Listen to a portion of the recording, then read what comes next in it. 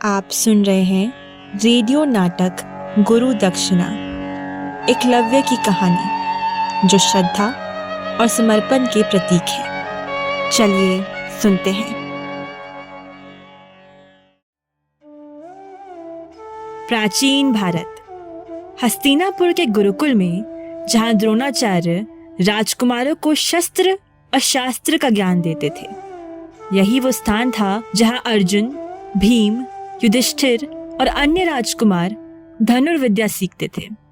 एक दिन एक अनजाना युवक गुरुकुल के प्रांगण में प्रवेश करता है।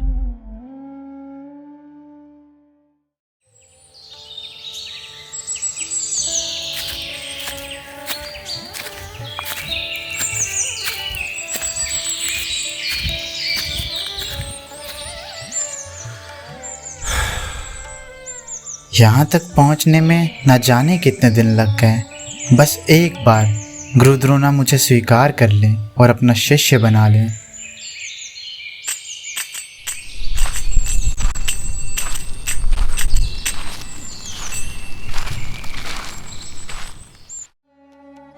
अरे गुरुदेव।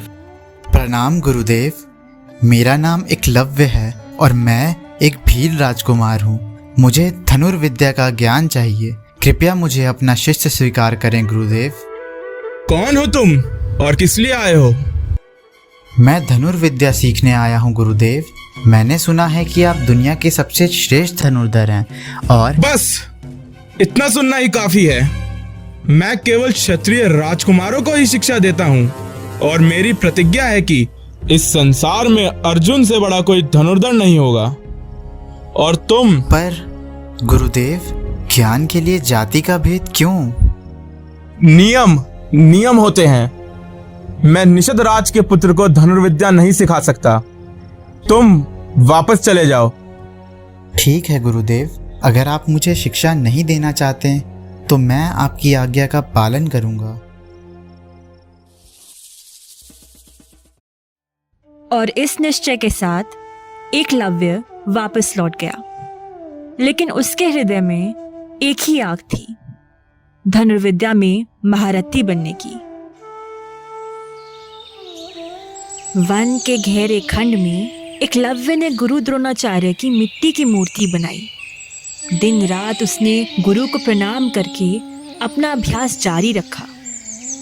जल्द ही उसका लक्ष्य इतना सही हुआ कि शिकार भी उसके एक ही तीर से निश्चित हो जाता।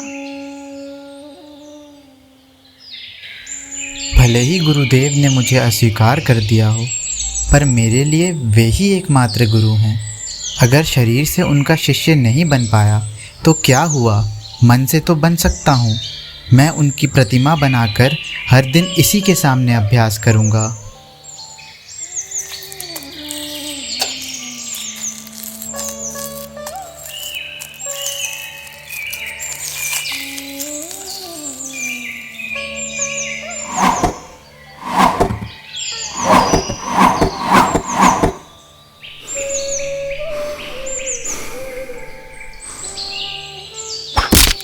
वाह, निशाना सही लगा। गुरुदेव, आप तो वाकई में ज्ञान के सागर हैं। मैंने बस आपको देखकर ही ये सब सीख लिया। गुरुजी, ये तीर आपके चरणों में समर्पित है। आप चाहें यहाँ ना हो, पर मैं आपकी दृष्टि अपने ऊपर महसूस करता हूँ। एक दिन वन के उस गहन बाग में, जहाँ कोई मनुष्य जाने का साहस भी न करे, अर्जुन और द्रोणाचार्य शिकार पर निकले। अचानक एक कुत्ते के असामान्य भौंकने की आवाज ने उनका ध्यान खींच लिया।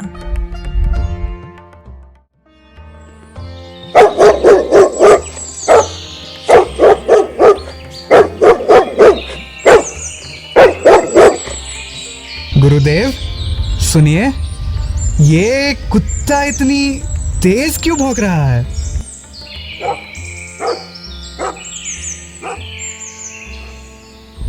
हाँ, भला ये क्या था?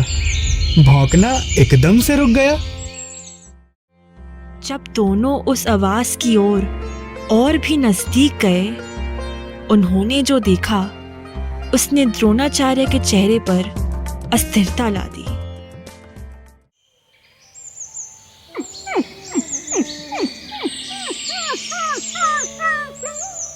गुरुदेव, इस कुत्ते के मुंह को देखिए।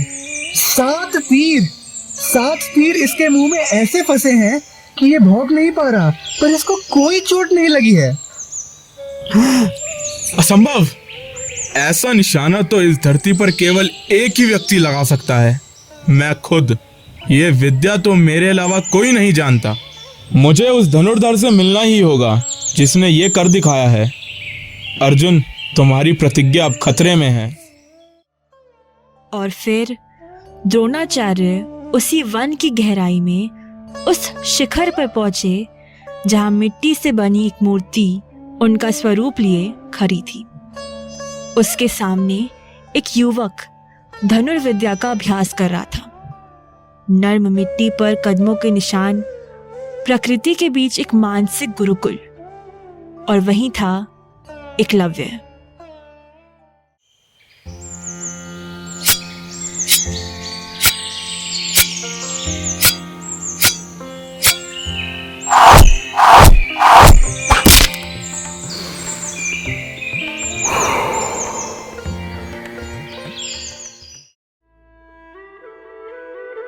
एकलव्य, तुम? प्रणाम गुरुदेव, आपने मेरी साधना सफल कर दी। मुझे बताओ, ये विद्या तुमने कहां से सीखी? किसने तुम्हें सिखाया? आपने ही गुरुदेव। आपकी इस मिट्टी की मूर्ति को मैंने अपना गुरु माना और दिन रात अभ्यास किया। तो तुमने मुझे अपना गुरु माना, और गुरु को गुरु दक्षिणा तो देनी होती है। अब मेरी गुरु दक्षिणा का समय आ गया है। गुरुदेव, आप क्या मांगने वाले हैं? एकलव्य, मुझे तुम्हारे दाहिने हाथ का अंगूठा चाहिए। वही मेरी गुरु दक्षिणा है। जैसी आपकी आज्ञा गुरुदेव। आपने मुझे ये सम्मान दिया और यही मेरे लिए सब कुछ है।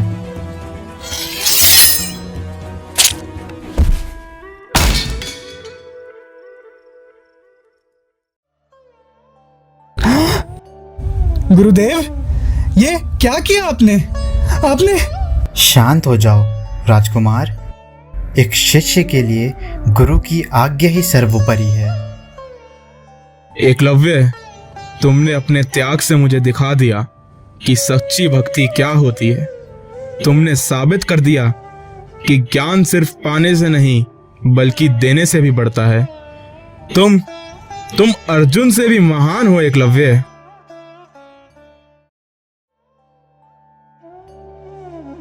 वन के एक शांत कोने में एक शिष्य ने अपना अंगूठा अपने गुरु के चरणों में समर्पित कर दिया।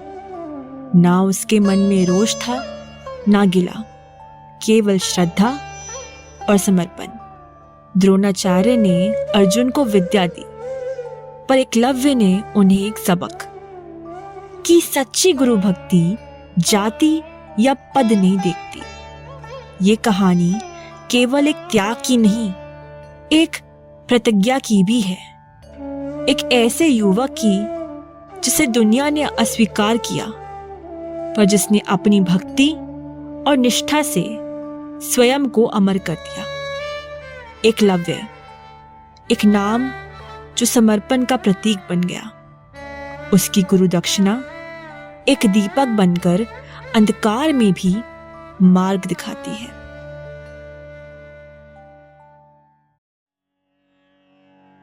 ये थी गुरु दक्षिणा, DIHE की प्रस्तुति।